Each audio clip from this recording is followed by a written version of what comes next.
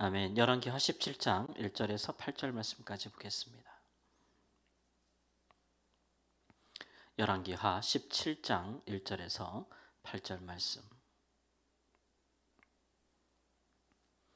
유다의 왕 아하스 제12년에 엘라의 아들 호세아가 사마리아에서 이스라엘 왕이 되어 9년간 다스리며 여호와께서 보시기에 악을 행하였으나 다만 그전 이스라엘 여러 왕들과 같이 하지는 아니하였더라. 아수르의 왕 살마네살이 올라오니 호세아가 그에게 종이 되어 조공을 드리더니 그가 애굽의 왕 소에게 사자들을 보내고 해마다 하던 대로 아수르 왕에게 조공을 드리지 아니하매 아수르 왕이 호세아가 배반함을 보고 그를 옥에 감금하여 두고 아수르 왕이 올라와 그 온 땅에 두루 다니고 사마리아로 올라와 그곳을 3년간 애웠었더라.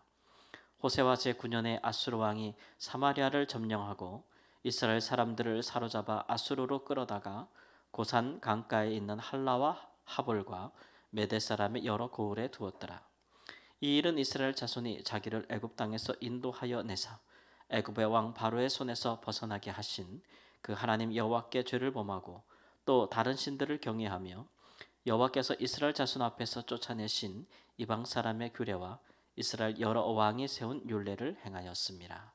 아멘. 유다의 왕 아하스 제12년에 이스라엘 왕 호세아가 있을 때에 그의 3년에 북이스라엘이 결국 멸망했습니다. 아수르라는 나라가 와서 북이스라엘의 많은 그 백성들을 사로잡아서 그들의 나라까지 끌고 가서 거기서 그동안 보지도 못했고 살아보지도 못했던 황폐한 땅에 그들을 살도록 버려두고 그리고서는 그 북이스라엘 왕 호세아도 옥에 감금하여 두었다. 그래서 북이스라엘 사마리아에 있는 성에 가둬두었는지 아니면 포로로 끌고 가서 바벨론이라는 나라의 감옥에 가뒀는지는 알 수가 없으나 그는 옥에 갇혔고 백성들은 포로로 잡혀갔다. 사마리아를 3년간 애웠었다라는 얘기는 이제 북이스라엘 수도를 제외하고 모든 성읍과 고을은 이미 황폐화되었고 그곳에 있는 백성들은 이미 다 잡혀갔다는 얘기고 3년 동안 성이 포위되었으니까 그 성의 상황도 굉장히 안 좋았겠죠. 이것으로 이제 한 나라가 멸망한 것이라고 볼 수가 있겠습니다. 우리가 그냥 외교사적으로 보면 당시에 강대국인 아수르에게 조공을 바치다가 갑자기 변심하여서 애굽을 의지하여서 그 수하에서 벗어나고자 하였다가 애굽이 도와주지 못하자 결국은 아수르에 의해 멸망당한 아수르 왕을 배반한 자로서 멸망당한 것으로 그렇게 이해할 수 있겠지만 이거는 이제 세속적인 역사의 관점이고 이제 성경에서 열왕기 기자의 관점은 7절부터 나와 있는 것이죠. 그것은 그들이 아수르 왕을 배반한 것에 그들의 멸망의 원인이 있는 것이 아니라 그들을 애굽에서 인도하여 내시고 가나안 땅을 주사 그들로 민족과 나라를 삼으신 여호와를 배반한 것이다라는 얘기를 말씀하고 있습니다. 그리고 그들이 여호와를 배반하고 이방 사람들 나라들의 규례와 이방 왕들을 쫓아서 행하였다. 하나님이 주신 그들의 율법, 율례를 지키지 아니하고 쫓아갔다 이런 얘기죠. 이 당시에 활동했던 호세아 선지자, 뭐 이름은 왕과 같겠습니다만은 이제 호세아 선지자의 말에 비하면은 그 고멜이 그 신실한 남편을 버리고 그렇죠. 그래서 다른 곳에 가서 다른 사람 부정한 자들을 만나서 그들에게서 자기의 필요한 모든 것을 얻고 그의 삶의 모든 필요를 얻기 위해 쫓아갔으나 결국 그들에게 버림을 받았고 그리고 그 삶이 다시 이제 그 본래 남편이었던 선지자 호세아가 받아주지 않았더라면 찾아가지 않았더라면 아무 이제 소망이 없는 그런 삶, 부끄럽고 수치스럽고 황폐화된 삶 그런 삶에 비유한다고 할 수가 있겠습니다. 이스라엘 백성들은 처음부터 왕을 구할 때부터 이제 그 마음의 동기가 우리도 열방과 같은 왕, 또 다른 나라 같은 나라가 되게 해달라라는 그런 마음이 있었어요. 그것도 그럴 것은 이제 그들이 생각할 때 하나님이 우리에게 주신 율법은 우리가 지키기에 좀 버겁다. 그런 의미가 있었겠죠. 우리 마음대로 그냥 살면서 우리 마음대로 법을 정하고 우리가 원하는 대로 율례들을 세워서 이방 나라들처럼 그런 왕과 그런 규례를 따라 살았으면 참 좋겠다. 이제 이런 마음이었던 거예요. 근데 마음의 동기라는 것은 그렇잖아요. 처음에는 외적 외관으로 잘 드러나지 않지만 시간이 지나면 반드시 그 마음의 숨은 동기는 그 밖으로 드러나기 마련입니다. 그러니까 시간이 지나면서 이스라엘 백성들의 이런 마음은 자꾸 드러나서 이제 그들을 거룩하라고 주신 하나님의 그 율례와 말씀들을 번거롭고 또 힘든 것으로 자꾸 여기고 무거운 것으로 자꾸 여기게 되는 것이죠. 죄송합니다.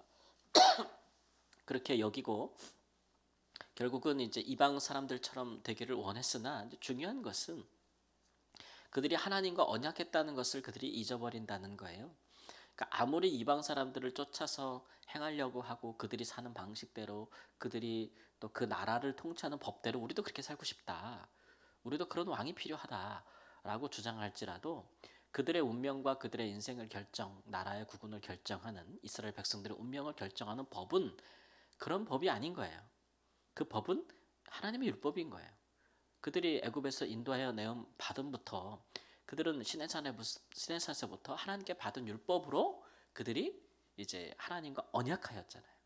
그러니까 그들이 원튼 원하지 않든 그들이 순종하든 불순종하든 그 법에 의하여 그들의 이제 인생과 또 나라의 운명이 결정되었기 때문에 그들을 다스리는 법과 이방 나라를 다스리는 법은 다른 것이고 그들을 통치하는 왕도 다른 나라 이방 왕들과 다른 것이죠.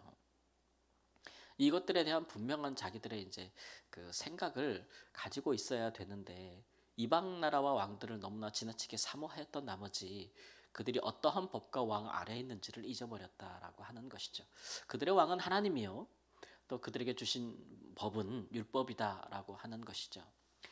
이것을 그저 무겁게 여길 것만이 아니라 지키지 못할 것으로 여기는 것이 아니라 그들이 하나님이 그들에게 율법을 주신 것은 그들이 그것을 행함으로 이제 첫 번째는 지혜가 있게 하는 거예요. 그 율법은 다른 어떤 나라의 왕들이 그 백성들이 지키라고 준 율법에 비교하여서 감히 비교도 할 수 없는 아주 세세하고도 또 거룩한 법이기 때문에 누구든지 그것을 행하면 다른 민족보다 지혜가 있다라고 말씀하셨고 또 그 지혜로운 그 율법을 잘 지키다 보면 그것이 그들의 삶을 거룩하게 한다.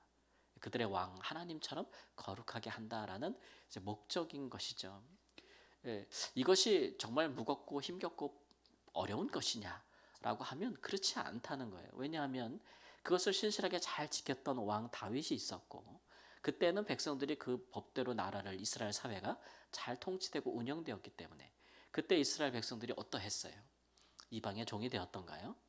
아닙니다. 이방을 다스리는 자가 되었고 또 솔로몬 초기 중기 또 통치 때도 보면은 그들이 가지고 있는 지혜를 오히려 이방 나라들에게 가르칠 수 있는 나라, 이방의 선생이 되는 나라, 거룩함이 무엇인가, 공의가 무엇인가, 이런 것들을 가르칠 수 있는 나라가 되었었고 이스라엘 백성도 그런 나라를 경험했다는 거죠. 예, 그러면 그 방식대로 그들이 계속 나갔어야 되는데 예, 이제 그런 사례를 보고도 그들이 왕들은 다윗의 길을 따르지 아니하였고 백성들도 그렇게 그때의 백성들을 따르지 아니하였다라는 것이 이제 분명하게 드러나게 되는 것입니다. 구약의 백성들을 우리가 생각해 볼 때 또 우리가 예수 그리스도 안에 있는 우리 자신들도 우리는 그러면 어떠한 그 언약 가운데 있는가? 우리는 어떠한 법 가운데 있느냐라고 설명할 때 성경은 우리에게 우리는 새 언약 가운데 있다 이렇게 말씀하고 모세에게 주신 율법은 아니지만 우리는 그리스도로 말미암아 하나님의 자녀가 되고 이것은 또 하나의 언약이며 우리에게도 계명이 있다. 우리는 새 계명이다. 새 계명은 뭐죠? 사랑하라라는 서로 사랑하라라는 계명 가운데 있다. 이렇게 얘기하시고 또 굳이 우리에게 있는 그런 새 계명의 법을 우리가 굳이 이름을 붙인다면 그것은 성령의 법이다 이렇게 이야기를 했어요.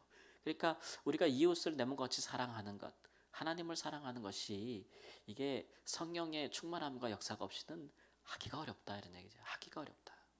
예. 그래서 그리스도께서 우리를 사랑하신 것처럼 우리도 그렇게 사랑하려면 성령이 아니고는 어렵다라는 거예요. 그래서 성령의 법이라고 말씀하고 있는 거죠. 그러니까 우리 지금 예수 안에 있는 사람들은 이 법과 이 계명에 따라 살도록 우리의 왕이신 주님이신 주님께서 우리와 함께 그리스도 안에서 언약하신 일 아니에요? 그러면 그 안에 있으면 그 길을 따라가면 우리가 복이 되겠고 또 그것에 우리 가운데 구약의 백성들처럼 우리 안에 사랑이 있겠고 세상을 변화시키는 그런 능력과 지혜와 사랑이 우리 안에 있음을 우리가 경험하게 될 터인데 우리가 이제 그 도를 따라 살지 아니하면 성령과 또 우리에게 주어진 사랑 계명 이 예수 그리스도 이것에 따라 살지를 않으면 우리가 우리도 다른 사람처럼 되고 싶어. 이제 우리 그리스도인들 중에서도 안 믿는 사람 중에 잘 되는 사람들 보면 쫓아가고 싶단 말이에요. 나는 이런데 어찌 저는 저렇게 잘 되는가 싶어서 나도 그렇게 되고 싶고 나도 저렇게 살고 싶고 그렇게 돼서 우리도 그렇게 됐으면 좋겠다. 이렇게 생각하는 거죠. 그러다 보면은 그렇게 쫓아가면 그곳에 그들에게서 어떤 그 좋은 것, 또 잘 되는 것, 또 우리의 인생에 아주 뭐 형통하고 다른 사람 보기에도 참 성공했다라는 인생의 길을 얻을 것 같은데 중요한 것은 그들을 다스리는 법과 우리를 다스리는 법이 다르다는 거예요. 다른 나라에 속해 있는 거예요. 예. 그러니까 우리는 하나님 나라의 법에 속해 있고 그들은 세상 나라의 법에 속해 있는 거예요. 근데 하나님의 백성이 내 나라가 아닌 다른 나라의 법을 조차 행하면 거기서 얻을 것이 없다는 거예요. 예. 그러니까 우리가 어디에 속했는지를 알면 우리가 속한 나라의 법을 따라 살 때에 우리가 복이 있다는 거죠. 우리가 영생이 있고 우리에게 지혜가 있고 우리에게 능력이 있다는 거예요. 그러니까 우리에게 속한 우리에게 주어진 예수 그리스도로 말미암아 우리에게 허락되어진 그 법과 그 계명 또 그 성령 안에서 그 사랑 안에서 힘써 사시고 그것을 따라 위반치 아니하고 또 성령의 감동을 따라 사시고 이렇게 함으로써 그 안에서 이렇게 살아가는 삶이 얼마나 세상 사람들에게도 복이 되고 빛이 되는지를 증명하시고 다시는 우리가 그리스도로 말미암아 구원을 받고 다시 죄의 종이 되거나 세상의 종이 되는 일이 없기를 우리 주 예수님의 이름으로 축원합니다. 아멘. 기도합니다.